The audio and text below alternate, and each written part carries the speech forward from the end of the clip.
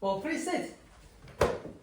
So what do you want to use this for? Do you want to kind of show this one to some class or the what? Well, not really. I mean, I like to students to hear, Yeah. successful researchers like you, your insight, your stories. Um, No, relax. Just I don't have insight. I Yeah. have insight. Yeah. well, maybe we talk about your stories. I don't hear. So, I mean, the 2D field, you're the godfather of this field. Not sure about And, that. I'm one of the guys. yeah, who one worked of for the- a long Right. time. Right. Yeah. So, but your background was like carbon nanotube. Yeah. So, at the time you were an assistant professor at the time, Mhm. how did you decide this is the right direction to jump in? Mm. I mean, now looking back, I know no, this is the right direction. Everyone said you should do this. But at the time, Mm. how did you decide? This is the right direction to go in? Background stories, yeah. So, so 2D material started with the graphene, right? And the graphene was officially discovered 2004 by Andre Geim and Kostya Novosolov's paper, in science paper, in 2004. But before then, there was actually, there were some efforts on the other peoples as well. So roughly say there are two different communities that joining to this efforts of the graphene, which is beginning of this 2D material research. One effort is some of this very thin film, mesoscopic physics, 2D semiconductor type of the idea, right? That's kind of where the Andre Geim and Kostya Novosolov starting from, all of the mesoscopic, so 2D semiconductor heterostructures, and then try to make the very thin films out of it. And they're looking for something in the very thin films. However, there's other approaches which is based on nanotube, and that's where my community comes in. And nanotube usually the nanotube structures can be explained. Oh, think about, imagine you have the graphene sheet. Rolling of the graphene sheet, you get the nanotube. And in fact, band structure of nanotube, which can be metal or semiconductor, depends on the rolling, can be easily explained by the starting from graphene band structure. I see. Right. So anyone worked on the nanotube in the 90s heard about the word graphene. I see. As a hypothetical materials. As a graduate student starting out in nanotube research, I've been knowing that graphene for a while. All right. Around the 1999, that's where I started my postdoc work. I met my postdoc advisor back then, Paul McQueen, and I joined his group. I was kind of trying to see what I can study, and then I was thinking about doing some transport measurement and nanotube, which actually what Paul McQueen was very good for. And he suggested me that, I think they actually have you thought about making graphene. And I just said, yes, that sounds interesting, but why you want to kind of do that? And he guided me that couple of papers, theory papers. It was kind of rather obscure journals. I think I was a Japanese Physical Society, or I think Journal of the Japanese Physical Society. Theoretical calculation that if you have the graphene sheets, they have battery phase and kind of interesting physics descriptions there. And there's a kind of clear some motivation might be interesting. So I briefly started out trying to make the graphene sheets when I did my postdoc work in the late 90s. Didn't go too far. It didn't work it out. So I ended up back by then that I had the other project that thermal transport measurement and nanotube goes well. So it went well. So I just kind of grabbed that project as my major postdoc project. Sure. And that was brief moments that I tried out. So when I started my assistant professorship in 2002, so you have to come up with some project. Right. So one of the project I had was, continuing something about the thermal transport I developed, which I know that what worked on and how this will go. So I just chose that as one project. But then I have another rooms, right? And many people just recommend, I think maybe you want one project, you want to do a little bit more exploratory, a little bit more challenging and risky. So I thought about it, that the project I left it on, the graphene, then this might be kind of interesting project that I can just continue on. So I started out that as my second project, right? So you started working on that even before Oh yeah. getting yeah. isolated. So Yeah. Okay. But it was, I see. I'm telling you that 2004, that when it was discovered, there were few efforts. So my group's efforts is kind of something related. I see. Right? I see.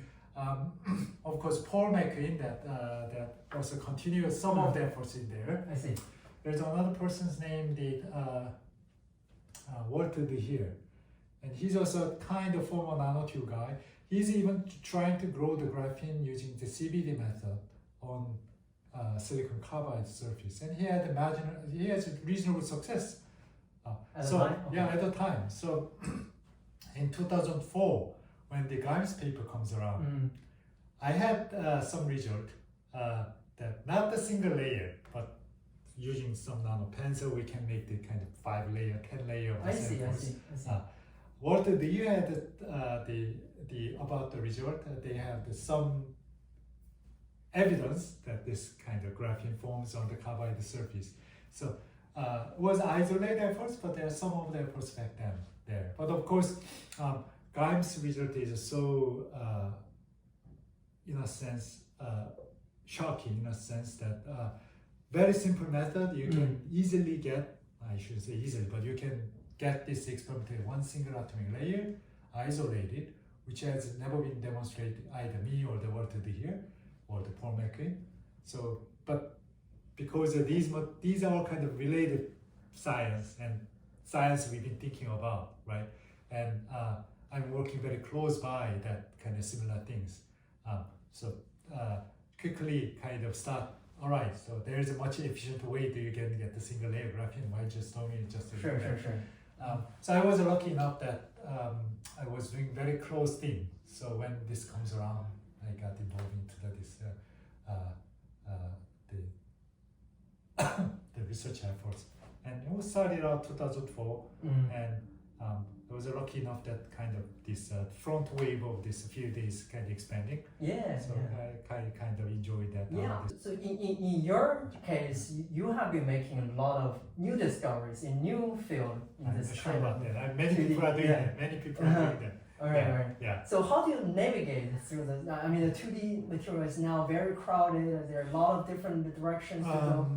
How do you maintain this productivity? I cannot maintain the productivities. I think that there are a lot of people that kind of produce a lot, and especially younger generation of the research. I think a lot of vigorous research is happening.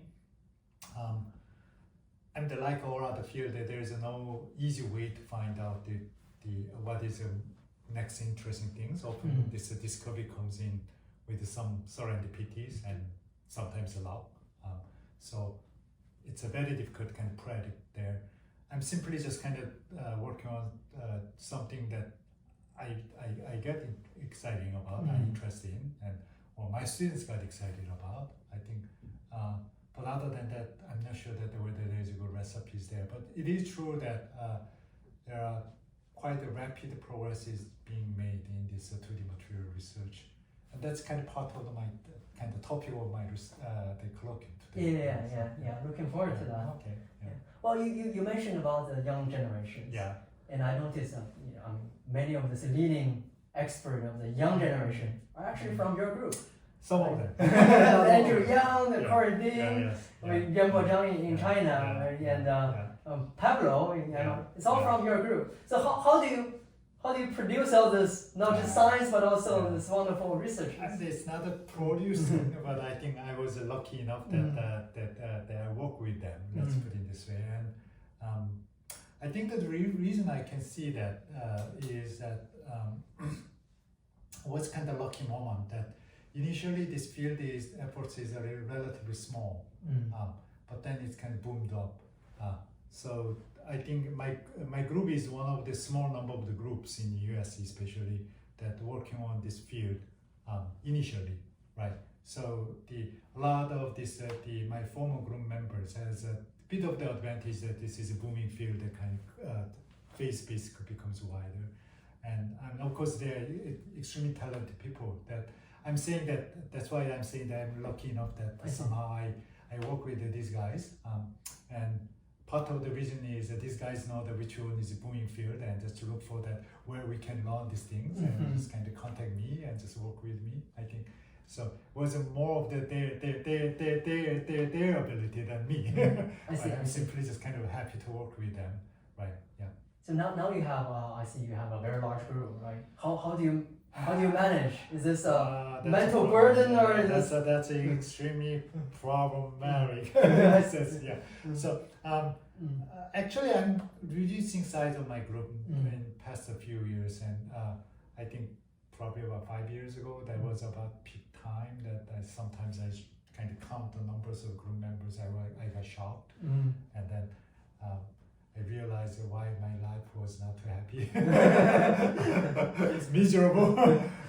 And ever since, I'm just trying to kind of reduce size of the group. I'm in the right direction. It's not that yet the size I wish to have, but certainly the large group has advantage that you can explore things a little bit widely.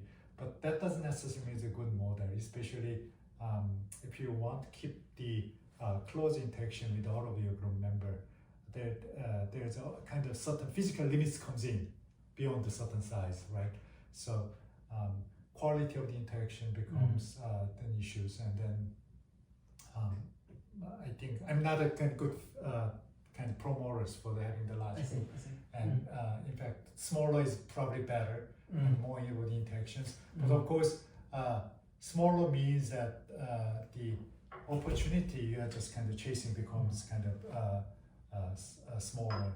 But probably that's okay. I think what you have to enjoy is basically some of the physics you want to explore that kind of enjoyable. And if size of the group becomes too large, basically you have to dilute yourself, which actually I found not a good model. At least to me. Yeah. I watched one of your video online. Yeah. And it's a short 3 minutes video. And somewhere in the middle you said one of the things on your wish list is have 1 week completely off. Yeah, I think is that part of this? Yeah. Yeah. Somebody asked me what is my bucket list. In this kind of setting, that I said, 1 week said no email, nothing, and do nothing. But it didn't happen. It didn't happen. Yeah. I was kind of saying that I think about 3 years ago or something. It didn't happen. I see. What happened? What happened? Yeah. I think George might have a question. Yeah. As PhD students, and also as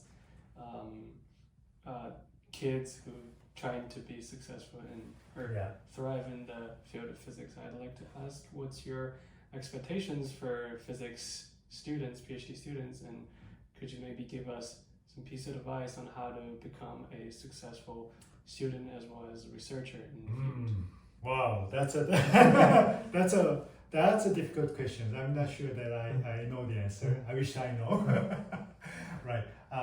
But I think so. Like any other kind of science or any other scholarly field, probably even kind of being the graduate students, meaning that you want kind of becomes really a scholar, right?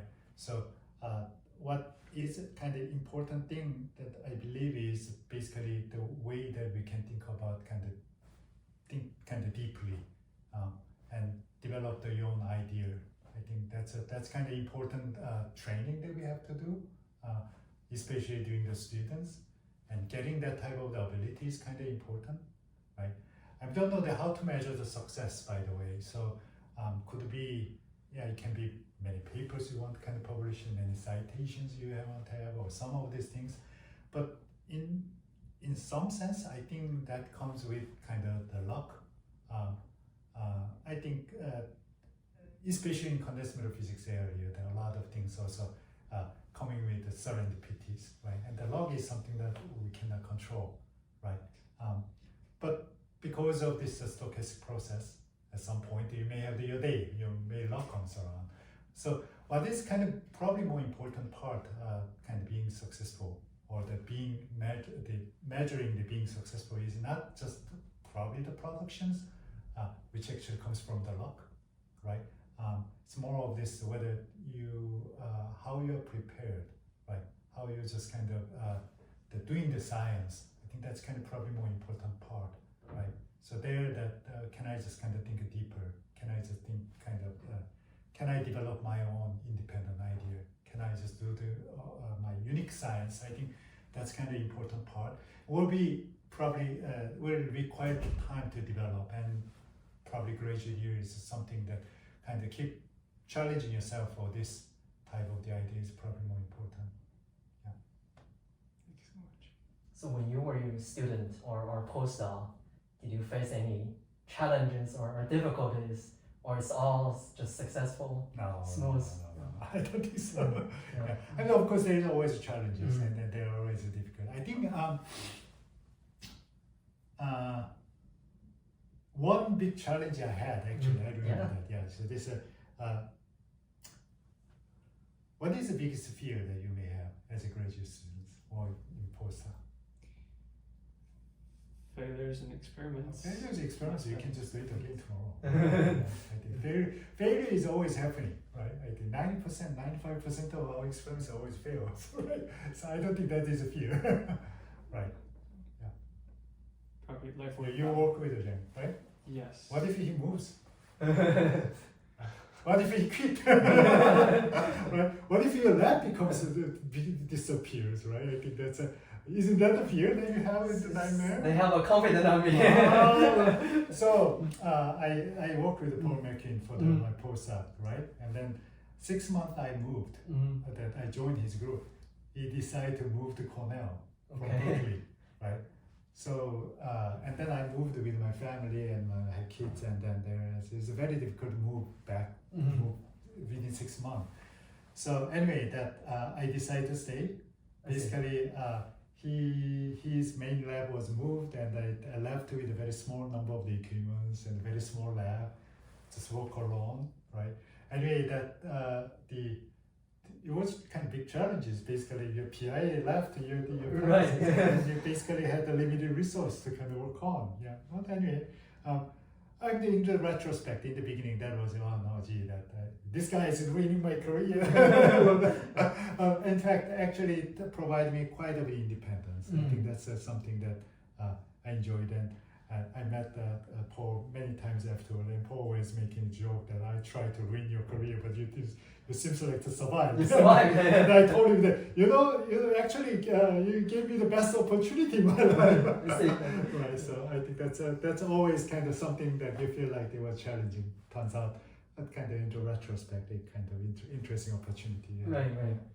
I think for now for a lot of students, the fear is, can I find a job after graduation?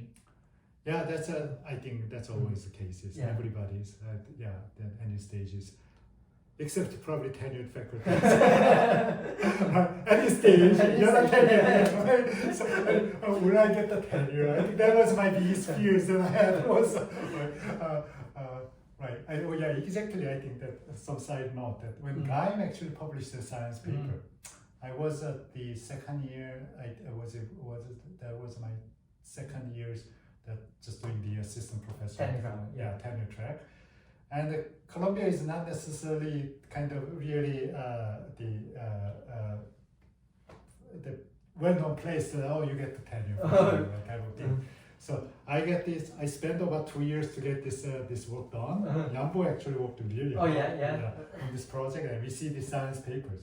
Gosh, we got completely scooped, and the first thing came in my brain is, what happened to my tenure? What should I do? I think. But then you published another science. Yeah. But anyway, so I think yes, I think always this insecurity of the job is always kind of concern. And of course, in graduate school, then can I just get a good postdoc job? If you get a postdoc, can I get a faculty job? If I start faculty jobs, can I get tenure? Can I get funding? Can I get the funding? How about my summer salary this year? Exactly. So I think it will never end. It will never end. Yes. It's a great talk, I guess. Yeah. But sorry, we have to go. Yeah. I hope you enjoyed. Yeah, I enjoyed, but actually I wish to have a little bit of chance to talk about science. Science tonight. We'll go dinner together. Yeah, we'll talk about science. We'll talk about we'll talk about UP and the other things. Yeah.